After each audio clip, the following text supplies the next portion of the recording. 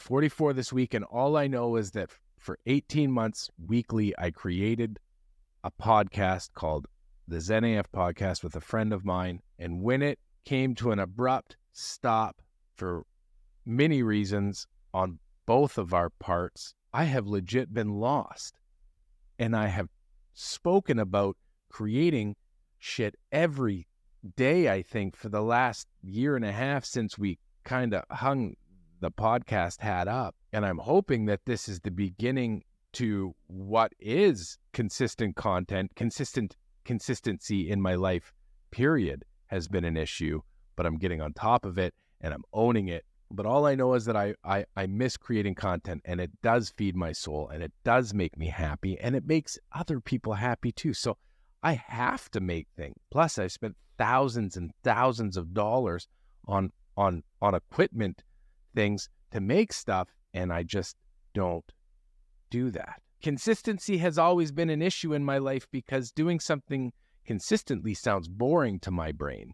My neurodivergent brain, I've learned a bunch of words over the last couple of years, but consistency is really the only thing that keeps us moving forward, I'm finding, as I get older. Anyways, we could talk about that stuff forever. This is some kind of version of mindful-ish. I love how the headlines say Will Ferrell jokes about women ruling the world. I've been saying this forever. We're idiots. We don't need that kind of responsibility. I thoroughly think that if women were to run all the countries, give men like a mayor job, let us mayor something, let us mayor like a town in the deep south, or maybe we could mayor like one of the poles. We could be the mayor of like North Pole or whatever the name of the town up there is, but don't give us mainstream stuff. We're not built for it. We don't have the compassion. We don't have the or at least the people that are doing the world leadering things. They're not doing so good. They're not doing so good at all. We've really screwed it up. That Putin guy, even the Zelensky guy, and then the guy in Israel, and then the guy in Gaza, and the guy in the United States, and then the guy in Canada, then the guy, and then the guy. Like, if we just broke it down, if we looked at the world's problems and we just said, and well, because of it's your fault. Hey, male world leaders, even the Donald Trump guy, the Joe Biden guy. This is my knowledge of politics. The Trudeau fella. But then there's the other one that has the weird when she's listening to. So she shouldn't run anything either. I think we just have to have a better vetting system. When I wanted to get on the fire department, they put you through some pretty hardcore testing to see if you're capable of doing the job. I don't believe that's followed. Like, the police have to do a bunch of stuff, psychological tests and lie detector tests and all of these things just to have a job that barely pays enough to survive. But there's a testing process that these human beings have to go through. And I don't see that when it comes to politics. But then again, I don't really pay attention to politics. I'm starting to pay attention to politics because this shit's this world is, we are, just give the world to the ladies, proper ladies, not the crazy ones. Kind of my take on politics right now. And I believe that we need to have politics. No, I don't. I think politics are stupid. I have friends, though, that are addicted to it. Their entire world revolves around even shit that doesn't involve, well, it indirectly involves us, Wayne. We need to talk about this stuff. And maybe we do, but your days are destroyed because all you do is think about the negative shit that is going on in this world. Well, that's how we make change. It's not how we make change, Stanley. How we make change is by looking inside our own self and finding the things that make us, or finding the things that feed our soul, not worried about what everybody else is up to. I get that there are things going on in the world, but if you don't protect your own happy, if you don't protect that your soul, then slowly your swagger's just going to turn into a mope. You're just going to be moping. You're going to be, okay. Oh. And that's what the world's doing right now. Everybody's so angry. And I'm sitting back here because I don't know anything that's going on. I have an idea of what's going on. I'm not completely naive, but in order to protect my own sanity and to protect my mental health, I need to be a little bit naive. The world is in some sort of this shit show, and I believe we're going to get out of it. I believe that we have the tools and we have the resilience to get over this shittiness. I do see, for some reason, I do see a harmonious time on the horizon. Because if you look at the rest of history, it has essentially repeated itself with it's sped up because of technology and stuff. But I mean, if you look at it just really quickly, like just Google it and then read the headlines, just Google, what does the last 100 years look like? Boom, 100 years of history. It's going to kind of look the same, which makes me wonder if we are in a simulation. I'm just kidding. I'm not going there with that. I do love the conspiracy theory stuff, but I'm not somebody who die. I wouldn't be able to handle it. I would just melt away. I would melt away. I like to live in my own little chaotic shit show. I'm just going to continue that. I will say this, however, 7 years ago, I was prescribed cannabis through Veterans Affairs in Canada. And it was when they were on the brink of legalization. They wanted veterans to try it first. And I did. And I do. I still do. And I'm still prescribed. I've tried to quit it once and then I went right back because my anxiety just got so but cannabis has thrown me for a massive loop and setback. Part of the reason I haven't been creating content, a big part of the reason I haven't been creating content is because I've been stoned from 10 a.m. to 10 o'clock at night when I go to bed. I take 7 days off a month, not in sequence, just when my regular life has to be dealt with. But other than that, I am some sort of, or I was some sort of stoned throughout the day. And I still get things done, but my mood suffered hard. My anxiety, pretty sure, was worse on marijuana or on cannabis than it was when I wasn't on cannabis. But yet, habitually, I needed to smoke, so I would just light a joint, and then another joint, and then another joint, and then another joint. And I would be chasing this dopamine that I don't produce on a regular day. Now I'm chasing it through artificial, well, I don't know how it works. I've watched some brain stuff, but it wasn't conducive. That's a big word, but it wasn't serving me. It doesn't serve me anymore. So I've been trying to have what they call a soft landing when it comes to addiction or habit. And that is weaning myself off slowly, more and more and more every day until it's no longer present in my life. Now I'm at this place with 2.5, 3 weeks of doing this. I'm now in a place where I don't use cannabis until much later in the day. I'm still using cannabis, but I'm using it much later in the day. I'm having a soft landing, but that I'm following through. It's taking me a little bit longer than everybody else, but I'm following through. I'm doing it, and I need it. My memory, my smell, my taste, my eyesight, which serves your memory when they say that your brain, your memories are activated through sight and smell and your other senses. So when those are impaired, my memory, my long-term, my short-term memory, everything was just getting jumbled and worse and worse and worse. Within the first week of cutting down, memory's still shit, but I'm not foggy anymore. I don't have that anxiety, that I don't feel the anxious that I feel in my gut and in my chest and in my head every day, daily.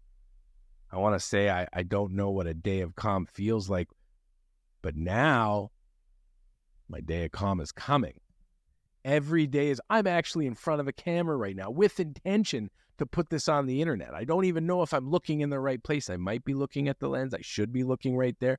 Or should I be looking there? Or should I look over here? The point is that I'm here and I'm making something. Might not make sense. That's not for you to decide. That's for me to decide. I've been dealing with veterans for the last year as I have claims in for some of the things that I am feeling from my career in the military. And as they like to deny all claims, first we have this appeal process.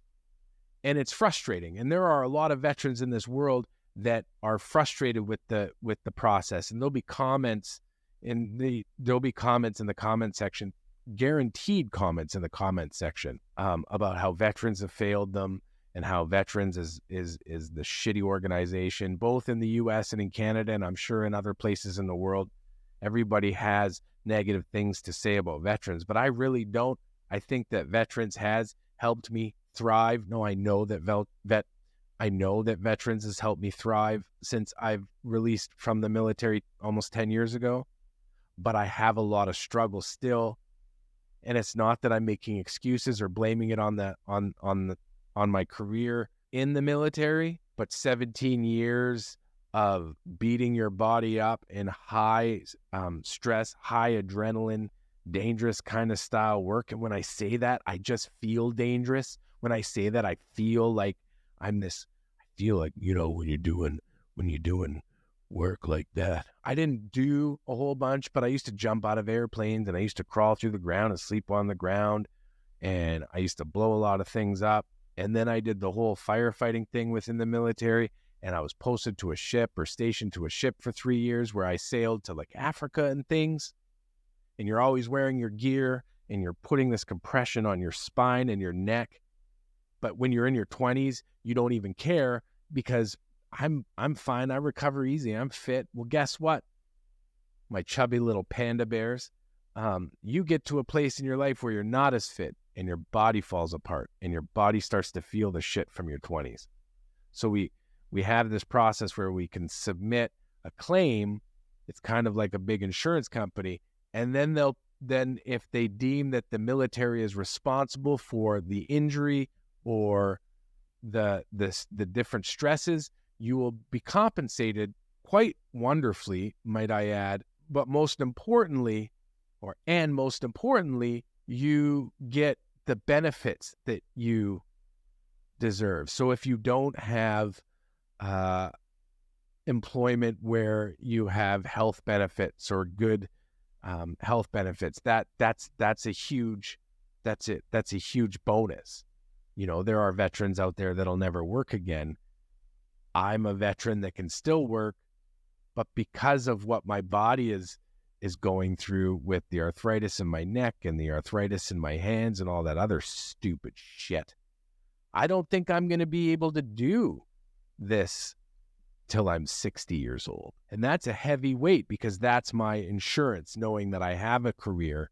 I have moved on from the federal government world and I'm in a career that I love. I'm living my dream. I've dreamt of being, doing what I do for a living since I was 3, but I've also dreamt of entertaining human beings since I was 3. But there are veterans out there and there are people out there that do not have the career. That they do not have the ability to work anymore because of the military, because of their military career. Like, I'm not an athlete. I don't sport at all. I'm in love with sports. I think that no, I'm not in love with sports. I'm in love with the idea of sport.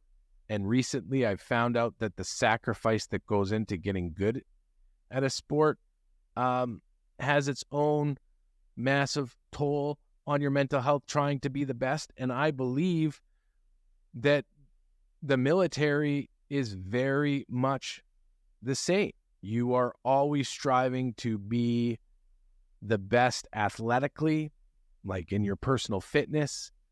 Back in the day, we were just always told to suck it up, so mental health wasn't real. But I think with the cannabis used for, and I'm a Canadian that has been using cannabis regularly since since before it legalized, but it was legal for me, I don't really care.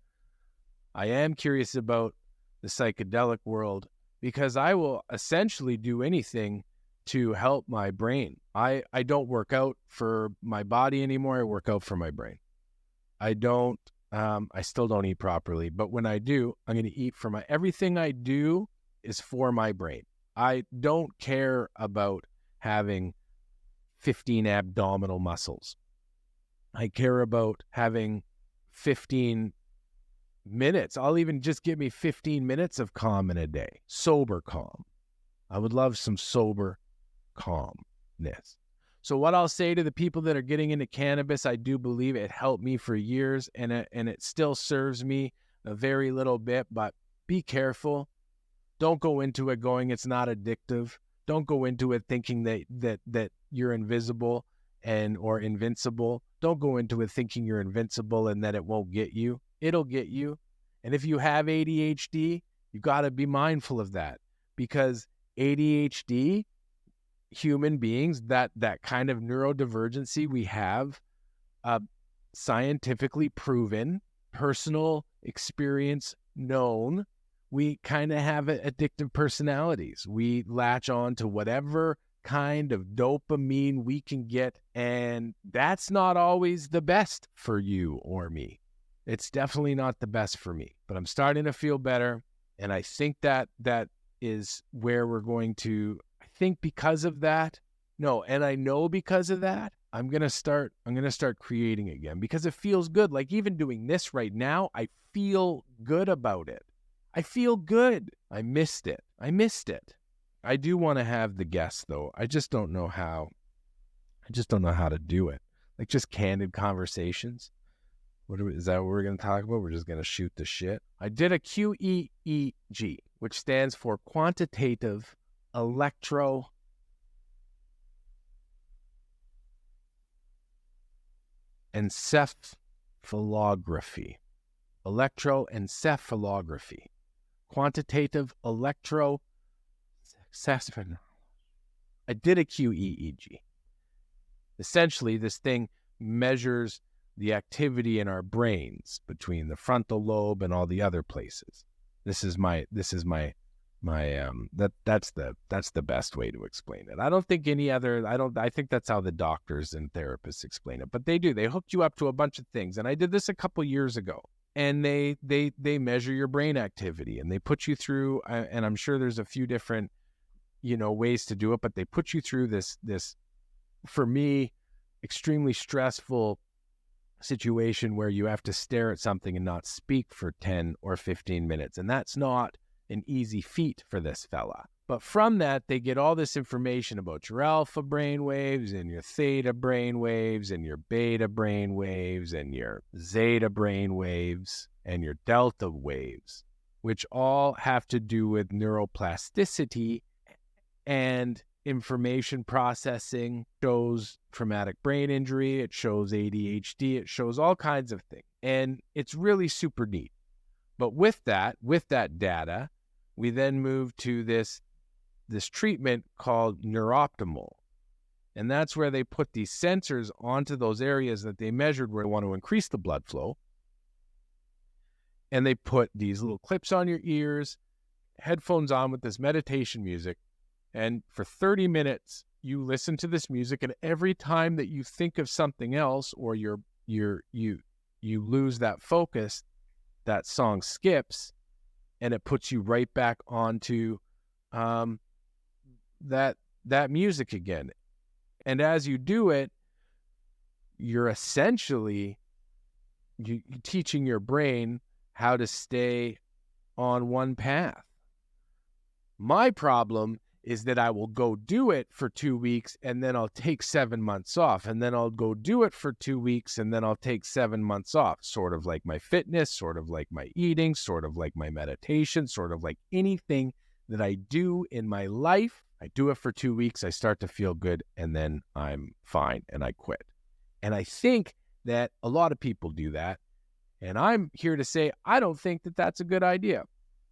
Consistency is key, but I'm not allowed to talk about being consistent yet because I'm not consistent yet. So once I'm consistent for more than 2-3 weeks, we're going to have a chat.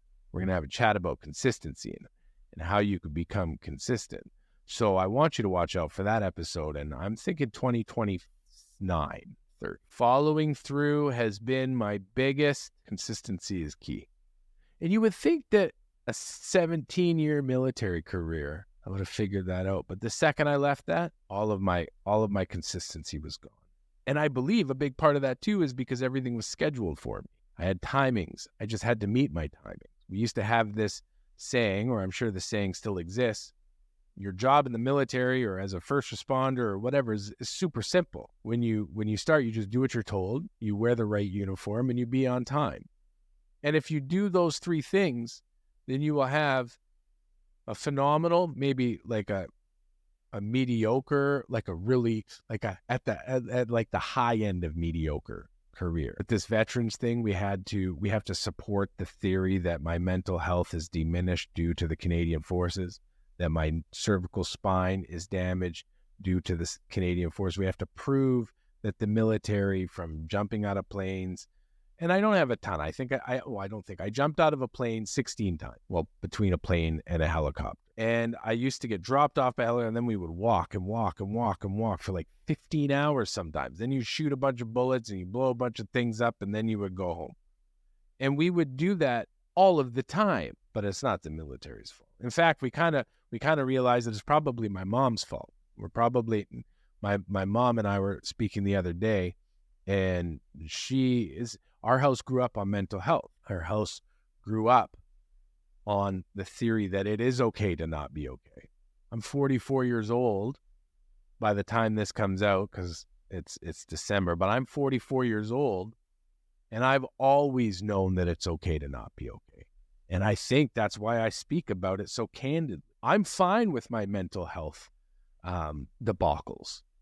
I'm fine with the labels, which they're not labels. Labels aren't a thing. They're answers. If you're diagnosed with ADHD, you're not broken. You just got an answer. So now you have a tool in your toolbox to move forward and try to live the smoothest, most collected, calm, cool, to try to live the most calm, cool, and collected life that you can, because you have that answer. Anxiety is not a label. Depression is not a label. Lululemon's a label. Lululemon's a great label. I like my Lululemon stuff. I'm wearing Lululemon right now. They did not sponsor this video. I am not somebody that they would sponsor. Lululemon likes to sponsor athletes. I've never sported in my life. In fact, the first time I was supposed to throw grenades in the Army, they made me stand off to the side and throw rocks first, because I'm not really the greatest of the throwers. But I still threw grenades, so that makes me, essentially, I'm like Rambo. I'm not like Rambo at all. I once screamed at the top of my lungs when a slug was on me while I was crawling around. I was supposed to be quiet. We were exercising, not doing exercises, but we were pretending to fight bad people. And I was supposed to, because my job was to get eyes on an objective, and then working together with 3 other people, we would call in artillery or indirect fire. We call in, there's guys that do the jet stuff. They call them fast air, tactical air controllers, which is the coolest shit ever. But you'd have to get close, and you would sneak up. You wouldn't even be whispering. It's radio silence.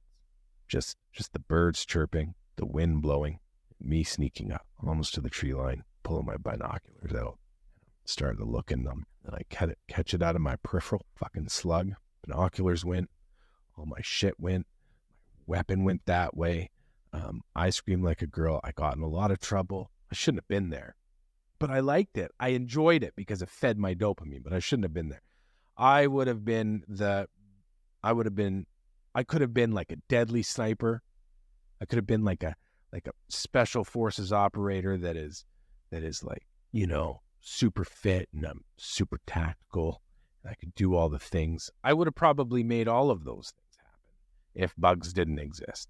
But because bugs exist, any rodent or bug or anything exists, I couldn't do those things because I'm scared of them. I've always been scared of them, and I do not believe that any amount of consistency in my life or any amount of proper eating, taking medication, being mindful, moving my body, none of that will ever take away my fear of bugs. I love you all in a weird and platonic way.